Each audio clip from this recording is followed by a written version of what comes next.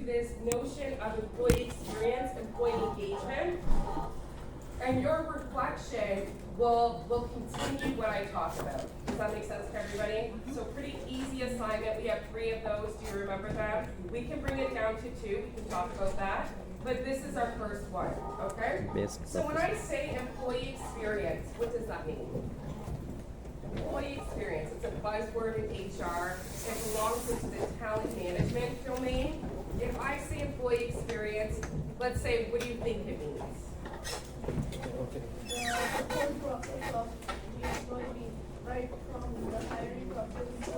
Yep, yes, absolutely. Maybe exit.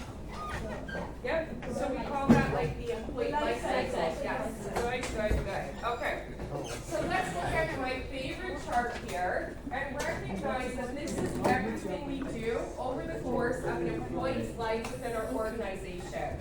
Okay, so when I say to you all, if recruiters are treating you poorly, that is bad public relations, okay? That also starts the employee life cycle, okay? So it starts with recruitment. We can go back here. So recognizing I'm recruiting all of you, what could go wrong here? Could things go wrong as we recruit the candidates?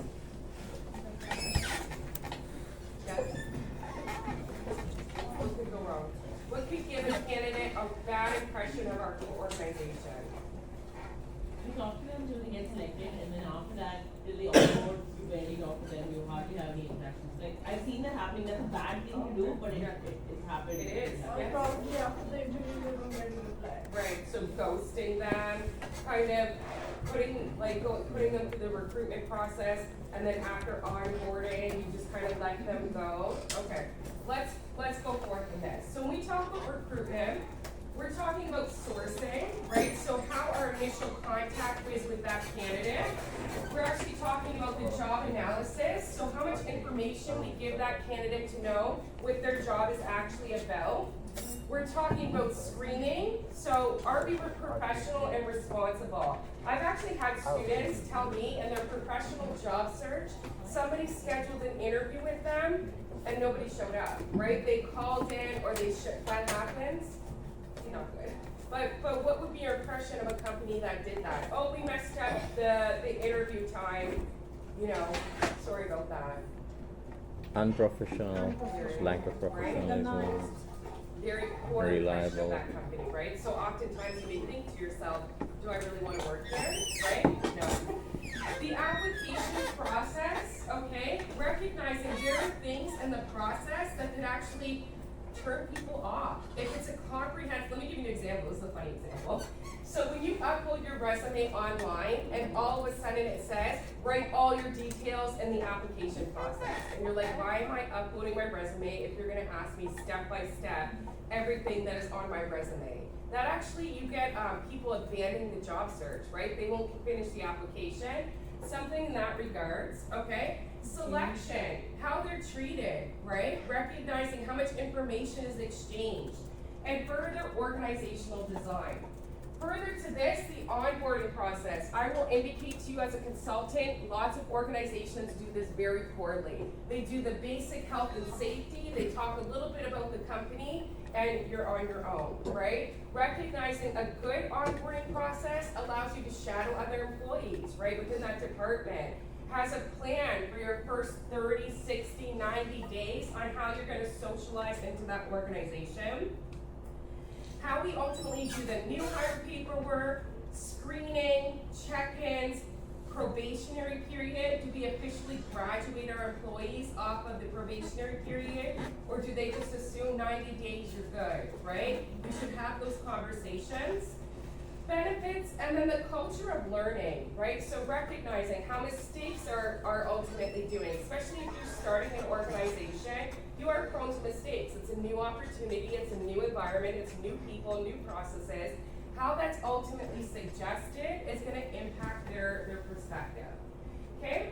Development, career development, learning development systems, okay? How they define success. The culture of engagement, so are we allowing our employees to engage within our organization? If they have suggestions, do we welcome them or do we defend them? Okay? Performance right? So how much feedback do they get, both constructive and developmental? When we talk about retention, we're gonna talk about some of these things more practically. This is high level at this point. But retention, recognizing again, there needs to be some sort of developmental opportunities. Culture of care, is the compensation appropriate, etc. And then once we get to employee exit, people leave organizations all the time. There's nothing bad about that. But how do we do our succession planning? Do we do exit interviews? If we do have a retirement process, basically, is that managed appropriately? And how do we ensure there's this culture of enhancement? Do people see opportunity to grow? Now, recognizing, why is all of this very important? Why do we think it's important? Is it, by the way? Yes. Very. Why? It improves brand reputation. It does. Yep, you become an employer of choice, right? Absolutely. Your employees like working there, right? Recognizing not only are you sharing information, you're listening for that information, those kinds of considerations. So, very hot topic in HR, which is why I put it in HR trends, because recognizing, why is my PowerPoint not going? Recognizing a lot of organizations may be doing these things, but they don't have the vocabulary to communicate what they are doing, okay? So recognizing it's there, but if we know more why it's there and what it looks like, it's better for us. I make a lot of money consulting on this whole process, just so you all know, there's a huge market for this type of work, because a lot of employers, you'll see later on in my presentation, it's cheaper to keep an employee than have an employee turnover. It's very costly. You lose basically productivity, you lose knowledge management, you lose a whole bunch of perspectives that is very costly to the organization. That's why people are paying attention to this, okay? So when we talk about the employment experience, it's listening to people at each stage of their life cycle and creating personalized experiences. We ultimately recognize that this is a strategic component of HR. Why? Happy employees mean happy customers, or happy whatever. Students, you get what I'm saying in that regard. It helps them be more productive and ultimately bring back to the organization, okay? So the employee experience starts when immediately they look at your job opening and they leave the company. So it's the full life cycle in that capacity. Everything the worker can learn, do, or feel contributes to your culture or the overall employee experience. So we recognize we must listen to our employees at each stage and identify what matters most to them and create those experiences. If you have a workplace, okay, that they want hybrid work, and it makes sense, you know, if you're working in manufacturing, unfortunately you can't do hybrid work because you need to be in the plant. But if you have a team of professionals and they're asking for hybrid work, should we give it to them? What do you think? Yes? Do most companies say yes? No. Why? Archaic rules. Let me ask you, would you like this class to be 1 day a week? Answer is yes. Yes. Why can't it be? Because you might not be available. Nobody asked me. But recognizing, I do indicate that exact same thing that you had said. Maybe employees want it, but they don't feel comfortable coming to these authority figures. I'm an authority figure, just so you know. But to ask that perspective. So from the organizational perspective, we have to ask them, right? What is it that you want? What would make it better to work here? There is this new trend in HR. Have you guys heard of stay interviews? Where you survey, you guys heard of these? No? Okay, so you know exit interviews is when people quit or leave, that you do that interview and get feedback. Yeah. Stay interviews is the exact same thing. Go ahead. Ideally, like somebody puts out their papers, you have a conversation with them to try to find out. Yes, that's exit, yes, yep, Even in exit. for exit, yes. So, You're saying for, yes, To make them sort of stay back and sort of get them out of their mindset of Right. leaving and then make them go back their papers.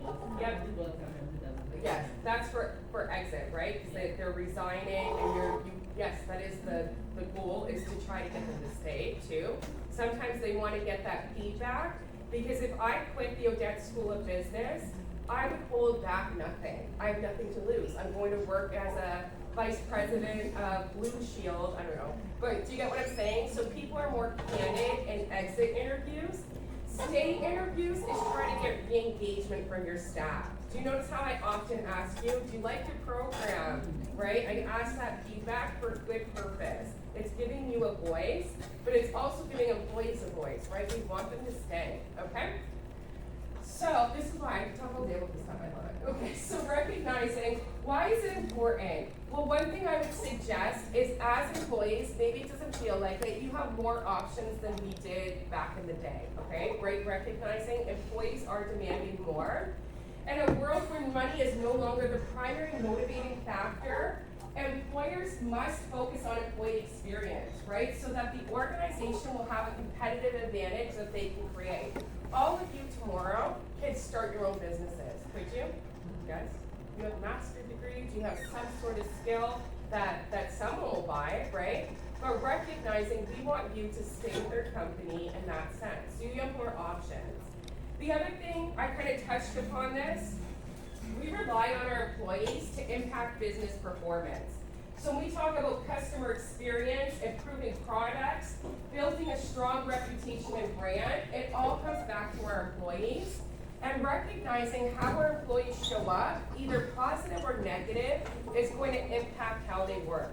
Do you all remember from managing employees, you guys studied a lot about motivational factors? I love that course, by the way. Do you guys like managing employees? Yes, Yes. Professor. Oh, right, we talked about it, yes. But the course content is good, right? I love that textbook, I read it all the time. It's so good, okay? But recognizing, do we all agree that how we feel motivated or not impacts how much effort we put, right? So if we feel as though we're feeling, what's the word I'm looking for? Taking advantage of, we may not put it as much effort because recognizing we're resisting this perspective. So negative impacts how we kind of show up, okay?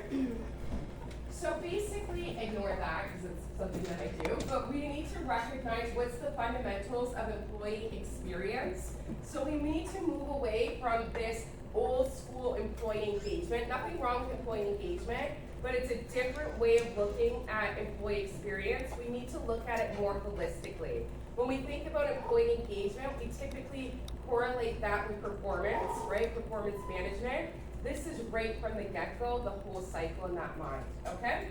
So it is driven by a number of factors. The other thing is social media. Have you ever seen on TikTok people complain about their jobs? Okay. Go on TikTok tonight, you guys. I don't know if it's still going on, but Starbucks is trying to unionize in the States, okay? In Canada, we're very pro-employee. If people want to unionize in Canada, we have laws that allows that to happen. In the States, they're a little different. Let's just put it that way. So they were combating these efforts of unionization, and you should see how these employees were treated. The manager was fired on the spot, banned from the space there because she was trying to organize the employees. We wouldn't know about these things had it not been social media. I let you know, go on TikTok and see how people talk about ultimate bad organizations, and these things go viral, right? So recognizing these things definitely matter. Where am I here? I lost my slide. Changing demographics, right? So recognizing we have 4 different demographics in the workplace right now, all value different things. I will indicate Generation Z, some of you are Gen Z, some of you might be millennials. They definitely value more of that work-life balance. Gone are the days that you would work from 9 a.m. till 9 p.m., your wife was at home cleaning the house, right? Those things don't happen anymore. This change in demographics also impacts organizations have to meet their employees. The pandemic, right? I think we all agree, we all know what matters after the pandemic. And then volatile economic conditions, okay? I know during COVID, we had a tech boom. The tech industry was just absolutely crazy. Recruiters were making like $250,000. It was insane, okay? But then those jobs went away. But recognizing that the economic conditions go up and down, okay? So millennials and Gen Z want more opportunity for input. Do you agree? Do you like having your opinion voiced? Yes? Do you find that always happens? No? Do they ask you what I'm dead? I know I do. guys get a survey? Yeah, we Do do. you answer it? Sometimes? Do they do anything about it? Not yet. But maybe you're listening? Is anyone the graduate representative here? Do you guys know who your graduate representative is? Yes. Like, you should know who it is, because they should be bringing your voice up. All right, we'll talk about that. Okay. So recognizing these generations behave differently, not bad, just different expectations, okay? The war on talent is fierce. Do we believe that? Do you believe that there is a candidate shortage? Yes. What industries? There is some industries like tech, engineering. I will say I teach in engineering, the master's in engineering management. No, that one and another one. And those students don't worry about getting jobs at all. They know they're gonna walk out with a great job and they turn down jobs. Do you know what I mean? Why? Engineers are in demand, okay? Are business people in demand? They are. But engineers, I think just because of the location we're at, we have a lot of engineers, okay? But there is a war on talent. HR too. I keep hearing HR in the next couple of years is gonna be in big trouble, just so we know, okay? So there's an expectation for personalized employee experience. So recognizing each of us are unique and recognizing how we interact with the organization is going to be impacted. And then also this explosion of social media, right? So we recognize Glassdoor.com, if you're interviewing for a company, even if that company's okay, if they upset one person, it's gonna be on there, right? So recognizing those things are always in that regard. I will say I'm working with a local company. I will tell you it's Green Shield, okay? Because I know you said that they weren't hiring, but they told me they were. I talked to them this morning. But they got hit big time on Glassdoor.com, right? People are saying there's nepotism. They're saying, you know, the senior management team doesn't know what they're doing. You look at that stuff and it brings a bad impression. Do we agree with that, right? So my recommendation to them, and I'm like, you need to start responding to those, right? So that when people look at it, at least there's a response on how they're going to improve, okay? So when we talk about employee behavior, we want to impact the employee experience because recognizing that they recognize big brands that traditional HR is not working. We have to look at the holistic perspective so that it can actually have a good impact on business and productivity, right? So if you treat your employees well, they perform well, right? They represent your brand well. They tell their friends and colleagues this is a great place to work. All of a sudden you have more accessibility to the talent pool. These things matter, okay? So just a statistic, companies that invest in employee experience are more profitable than not. Why? Your greatest investment is your employees. The greatest expense in organization is your employees, but it's also an investment if utilized appropriately. So when we're battling to attract and hire quality people, you don't want to lose them. So recognizing it's just impacting our teams, our HR team's efforts, because if you're constantly recruiting, you're not focusing on the important stuff, and also it helps more with engagement, and also with reducing staff turnover, okay? So how can we ultimately impact it? Well, again, I think we talked about this. Happy employees deliver great products, providing exceptional service that impacts the brand's reputation, that impacts more happy employees, okay? So what does it look like? We've been kind of talking high level. We want to think about 3 characteristics or patterns that connect to this perspective. If employees are happy and engaged, they have a connection with the organization, right? How many times do you all hear me? I'm a graduate of Odette. Obviously I'm stuck here, I'm just kidding. But I do find a lot of pride working for the school that schooled me. Do you know what I mean? Do you guys like Odette? Do you like it a little bit? A tiny bit. When you leave, you will look back and be happy. I promise you. You don't believe me? It hurts my feelings. But recognizing if you do have an impact with that organization, you have pride in that perspective. I will share with you my first HR job at a school. was at Chrysler Financial, and I would want people to ask where I worked. Why? We were a very progressive organization that had a good reputation. People knew it was a great place to work, and I would want people to say, where do you work? Because I was proud of it. Do you know what I mean? That doesn't happen all the time. The other thing is, when we build a good employee engagement strategy, this ties into diversity, inclusion, and allowing people to show up in their whole self, right? We all know what psychological safety is. Do you remember what that is? No? Okay, no? Anyone? No? Okay.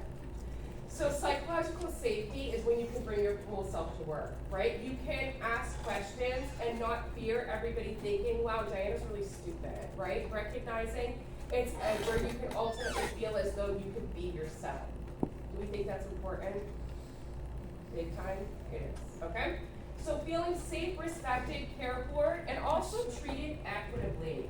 Actually, I'll give you a personal story. I need to speed this up. We're almost done. It's only 30 slides. Okay. So I don't tell this story often because it's not good for me, but I worked for an organization, not the university, obviously, that I was a part-time employee, okay? So recognizing I loved my job, I loved the work that I could do, okay? But I worked there part-time, no big deal. So basically, they had a full-time position doing exactly what I was going to do, and I did want that role, right? And it was actually indicated to me, keep working hard, because in June, we have this full-time position, and we always consider the part-time employees for these full-time roles. We don't hire people externally. So I'm like, great, you know, there are other people, but at least I'm being considered seriously. You wanna know what happened? My boss found out, okay, that this role was gonna be full-time, and she had said, I'll never work there in this sense, okay? Basically, when she found out the position was coming in June, she was best friends with the VP of HR. She got hired for 4 months, just in time for that full-time job. Who got it? What, Diana? What did Diana do right away? You mean? Yeah, I was like, it wasn't that I just felt like I deserved the job, they also lied to me. They had said, oh, you know, instead of saying to me, okay, you know what, we wanted her, they were trying to lie to me about what was happening, and I lost all respect for everything. I was like, we're wasting each other's time here, guys, right? So they were upset, I was mad, because I felt I wasn't treated equitably because of who I didn't know. I didn't know him, but I wasn't like best friends with him. So I see how frustrating that could be, right? Recognizing they tried to play it, oh, you know, we have to look at these other factors, but I was also good friends with my boss, right? To this day I am, but I knew the truth. And because they were lying to me, I was like, I'm done, goodbye, right? And they were mad because I left very quickly. But it happens. And to be honest, who did I just tell to all of you? I didn't say what company it was, but who did I just share that story with? All of you, okay? And did I tell all my friends and all my colleagues and all people who know me really well? They know what company it is, okay? It brings the brand down, right? I mean, I would tell you maybe after class, okay? So the other thing is, it helps the employee feel empowered and able and rewarded to deliver exceptional customer service. Again, when you're treated well, you perform well. You go above and beyond. You do things outside of your job description. So we recognize it's important, okay? Recognizing it has an impact, but there are challenges. One thing is, how can we ensure our employees know that we are authentic, okay? If we say to them, we want you to come to work, have a wonderful experience, go home to your family, but let us know. Do you trust that? Most people don't, right? Would you agree? You're like, okay, what do you want from me in that regard? So we do need to be mindful that we need to communicate this, but there's also external perspectives. We can't guarantee job security, okay? So if we have to let go people or downsize, is that a great employee experience? No, but how we treat them is, right? If we're respectful, if we're supportive, that may be different, okay? Employees have been burnt out. So employees have been working at surge levels, so high capacity, and now they're reclaiming their boundaries. I will indicate to you something I hear a lot from candidates. After they worked from home, there was that boundary that was crossed. And I'm sure you all saw it too if you were working or studying. It's not 5 o'clock, I'm done. It's I'm gonna bring my computer into my living room and continue writing emails. That boundary was really crossed. So now employees are trying to reclaim that better work-life balance, okay? Bad processes and inefficient systems are fueling the risk of employee burnout. So we recognize organizations scrambled to reoperate those perspectives, but even thinking about the tools we use to hire, to remote work and processes make it very frustrating. Give you an example. How many times have I said to all of you, there's a bug, how many times did I say to all of you that hiring in Canada is slow, right? 1-2 months, okay? Part of that is the systems that we use. Some of it's the processes in terms of approvals and those perspectives, but sometimes it's we don't have the right tools to do that effectively. So those are things we can think of. The other thing is being employed isn't just about having a job, it's more about being a person and their value. So it's their identity. If someone asks me, what do? Right? I say I'm an HR professional and a teacher, but recognizing my identity is highly correlated to my work. It will be for yours too, and that's not a bad thing, okay? So we also need to ensure that the organizations operate with integrity and the purpose matches their own, and they have the opportunity for growth and development, okay? So, what can we do to make this good? One is having meaningful conversations about pay, benefits, and employee expectations. So when we survey our employees, it's not a survey of, oh, I always call it the happiness survey, right? So recognizing once a year, they'll say, how much do you like your job? Are you happy with this? Do you feel supported? Do you like your boss? And most organizations are looking at that for percentages. 71% of our employees are happy. That's pretty good. We should be looking at it for meaningful feedback to say what can be improved. If all of our employees are saying they want more money, can we move the needle a little bit? We can. Avoid job creep. This is ultimately ensuring there is fair and equitable distribution of work-life balance and flexibility.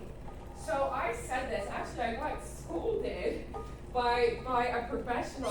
I said we abuse our good employees. Do we agree with that, by the way? This woman said to me, abuse, you're using the word abuse, and I'm like, abuse. But because of her background, she's like, Diana, I'm sure organizations don't abuse physically. And I was like, okay, we take advantage. Like, you know what I'm saying? But she got really heated with me. I was so embarrassed. I actually didn't care. But recognizing this is what we call a job creep, where ultimately you just continuously give people more and more. Why? They're going to do it, right? Our good employees will do it. And then in some extent, we need to ensure employees have the resources they need to take care of their physical and mental health. This is big, right? We're now doing more of this. But also keep information, integrative, upgrade work processes, and streamline activities to risk burnout. We do burn out, you may too, recognizing there are tools that organizations can have. Another thing we can think about is make the company value conversations more predominant. Make it so employees know the language your leaders use. If you're saying we're a people-first organization and your employees don't know that, we're in trouble, okay? So the other thing we need to recognize is understand some of these points are going to look different at each point in the employment experience. Maybe we're not worried so much about paying compensation as we're recruiting, but definitely as we're trying to retain our employees, it's going to be important. So when we talk about employee experience, these are things that we can focus on. One, huge development, right? I always said this when I was young, is if I were in the same position as I was 5 years ago, and I'm not talking about position in an organization, but if I don't grow and develop, that's not cool, right? Like basically I always want to grow, I want to learn new things, I want to do different things, so development is fundamentally important. Training, right? So that could be an opportunity to enhance the employee experience, giving them opportunities to try different things. When we talk about diversity and inclusion, allyship. Do you all know this Friday is Orange Shirt Day? Yeah. Do you know why we have it? And horrible, right? And I will indicate to you when I made that comment and I said we abuse employees, It was actually an Indigenous person, but we're friends, like, well, we're quite friends, but we can have those candid conversations, and I will indicate to you, I learned from her, and next Tuesday, I'm gonna go to the book club, because I'm like, okay, I recognize I've used my vocabulary in that regards, but I can learn from that, right? Because she had indicated, when you say abuse, you're correlating it to trauma, and we don't get trauma from organization. And I'm like, oh, right? Like, but we can have a conversation, because it's from a respectful place, even though she called me up, but anyways, it's okay.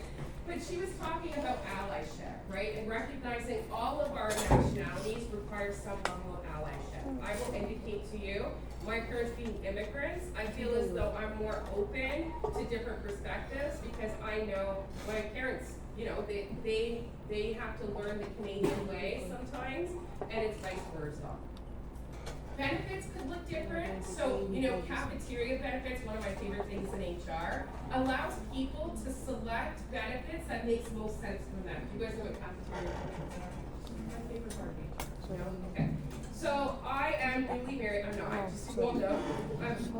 Anyways, you don't get into that. But recognizing if I am newly married, I may have different focuses than someone who's late in retirement. Okay, so basically, what cafeteria benefits, it gives you like a cash account, maybe $5,000, and you allocate that $5,000 to childcare. I've also seen down payments, so all of you who eventually need to purchase a home, they could take that benefit money, instead of putting it in retirement, you can put it towards a down payment. And why that's really beneficial, even though administratively from HR, it's a little bit more work, but you're also meeting your employees where they're at. So if they're close to retirement, maybe they're putting that money to retirement benefits so they can go earlier. If they have childcare, they put it through those perspectives. So you can customize your benefit packages for cafeteria. Relationships, right? Maybe setting up mentorships, systems, talent acquisitions, culture connector. This is more advanced, where you're kind of really reinforcing the values of the organization. And then having leadership partners. I know your MOM director, he did a coffee chat with all of you, right? Did you guys go? Anyone? You did? Did you like it? Yeah, I agree. Yes? Others? That's good stuff, right? Because basically you get accessibility to a leader. I mean, this is academic, so it is a little different. But if you have that accessibility with a senior leader to kind of have informal chats, share information, it's very valuable. Because I'm sure he shared some of the plans and the pride that oftentimes you don't get to see, okay? I get to see it, but anyways. But it doesn't matter to me, right? Anyway, well, it does, okay. So, things that we can think about. When we're talking about recruitment, we can think about all the steps that lead to hiring a new employee. So consider how long it takes, how much per cost per hire, rate of offer of acceptance. So this is how many offers that you put out, how many people declined versus accepted. Obviously you want a high one. We can look at the hire's quality.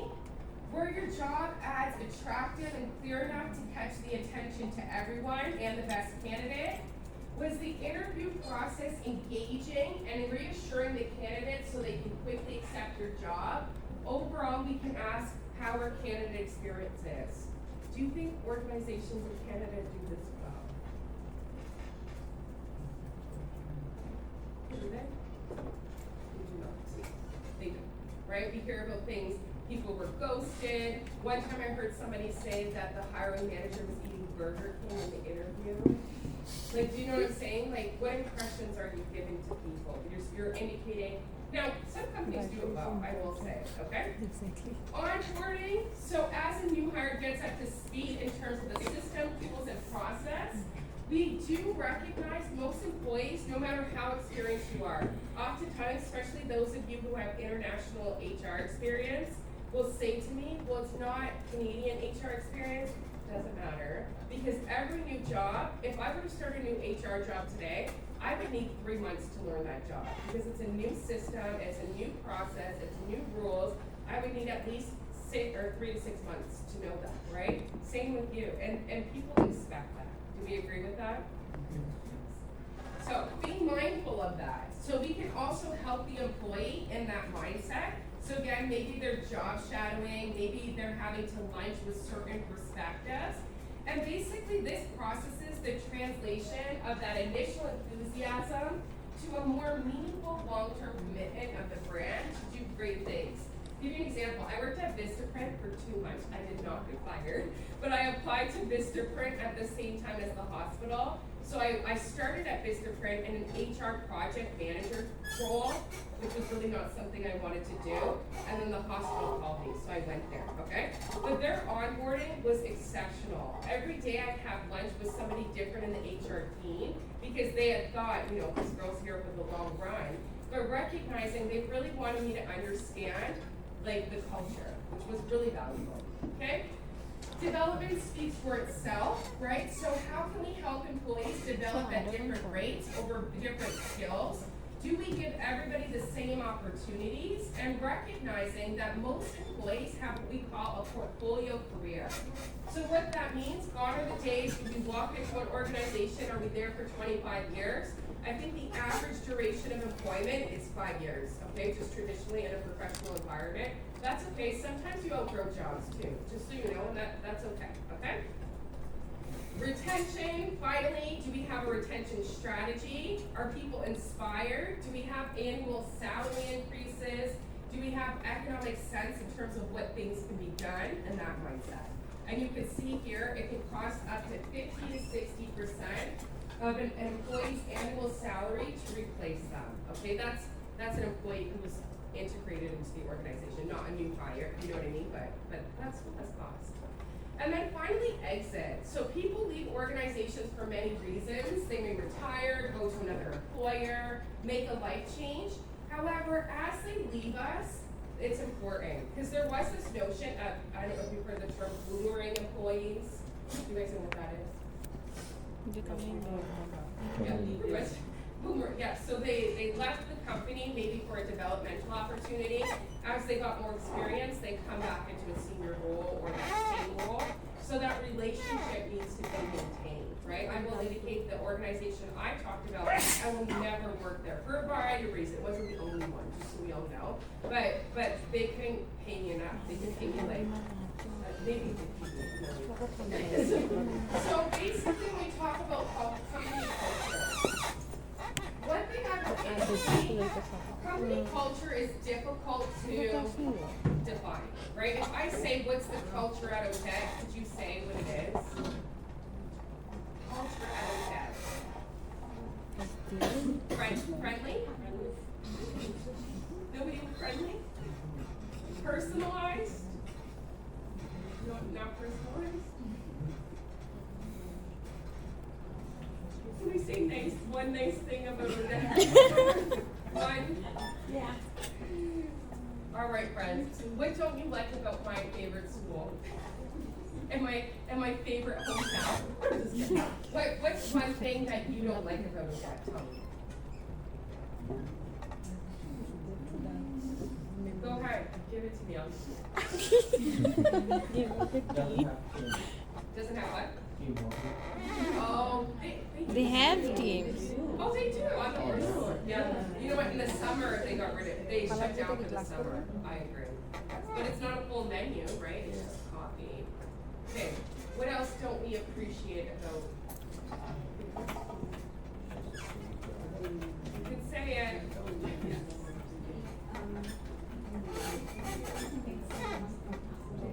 Yeah. Okay. Yep. Okay, so they're not accessible in that capacity. Yep. Okay, so that's a problem, right? So recognizing, and there's maybe not that visibility of the senior leaders where you can see them in the hallway and perhaps say, hey, I have a suggestion, come talk to me, right? What else? One more. Go ahead, I can feel the resistance. Okay. Nothing good? Zero? Zip? Nothing? Yes. In my personal opinion, they are friendly. Okay. And they do listen to you. Right. And mostly in corporate clinics. Okay.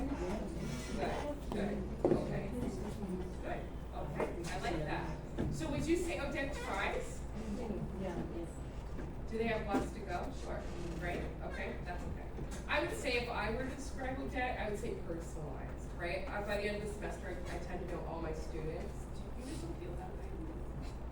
Your experience was different from ours. Right. Yeah, yeah, that's true, yes, yes. And your classes are quite large, right? So typically, like, for instance, I teach, I'll just get off the top here. I teach a fourth year class, because how many students are in my fourth year class? 14, right? So do I know every single one of their names? Right? Do we have little chats every class? Of course, right? Would you like that? To have very small classes? No? Yes. Moving on, just kidding. But one thing I would suggest is company culture is difficult to communicate, right? It's hard to define because oftentimes what senior management is describing about this wonderful program is different from what you're experiencing, right? Would you agree with that? They brag about this program? They do. Do you brag about this program? You should. You know. You guys are gonna make me cry, it's fine. So, the other thing is, it's frustrating if people don't have the tools to do their job. I will say, as an employee at Odette, it is very frustrating for me. Like, this computer's good, but most of their computers are from 1990, and it takes forever, and it's frustrating for me to try to teach a class on a very old perspective. So, can we enhance our tools to maximize efficiency so people can feel more confident in their role? Next is the work environment. So these things actually matter. If you actually look at, for instance, Google, right? They have a very cool building. I don't know if anyone's been or saw inside of Google, right? Everything's very bright, very pretty. That actually impacts the different experience. So actually, kind of bringing it back to my first job, I worked at the Chrysler building, and you get a view of Riverside Drive. It's beautiful, right? And recognizing just the impact of being in that office was very motivating. It's a beautiful office, beautiful views. Can we give that in every company? No. But I remember, again, being very proud working there because of the perks that we got as well. Okay? So again, high level, the employee experience. Some organizations, you know, when we talked about in that job search, I said, look for employee relations, look for those perspectives. You also will see jobs that say employee experience, right? Because we are now starting to see more of these departments that look at this more holistically. So let me give you an example. If they were talking about benefits from the employee experience department, they're not administrating benefits, enrolling people. They're looking at innovative ways on how to satisfy their employees with the benefits. So they may be looking at cafeteria benefits, things in that regards, okay? Here are some ways on how to enhance employee experience, and this is basically your assignment. If I give you the information, and basically, do you want to do it in groups or do you want to do it individually? Individual will be fine. Groups? No. Individual. Individual professor. How about I leave it up to you guys? If you want to be in a group, you can work in a group. If you want to submit it individually, basically it's only 3 pages, double spaced. But basically, I introduced you to employee experience, and then if we go on Brightspace, this is one of the assignments. Nope. I'll show you.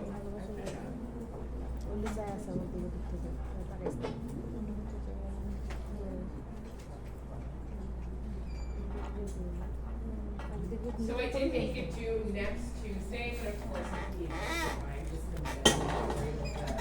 The deadline in that regards, but basically ওরে জমা দিয়ে দিব বলবো দিয়ে দিছি ওরে জমা দিয়ে দিব বলবো দিয়ে দিছি সরি টু সুন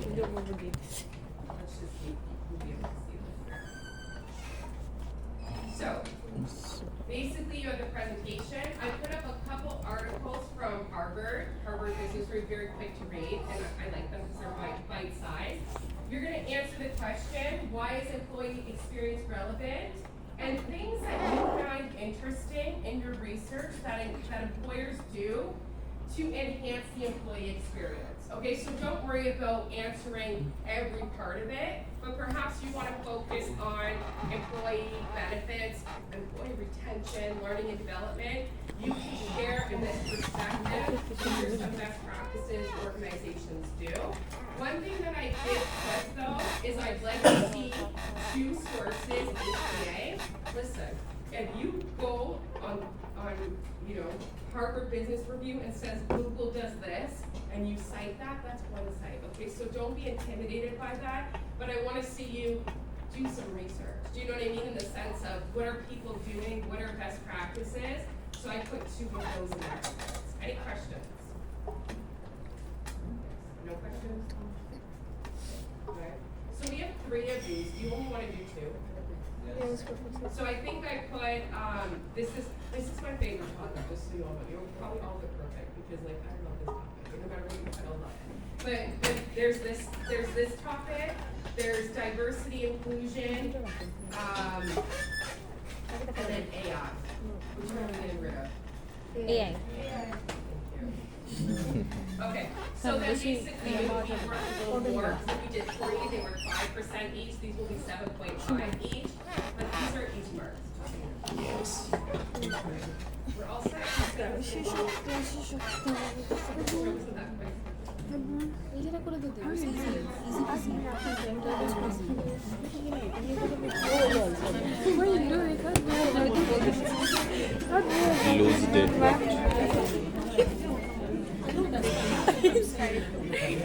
আজকে বাংলাদেশি টাইম 6টা Yes. বাংলাদেশি 6টা বুঝো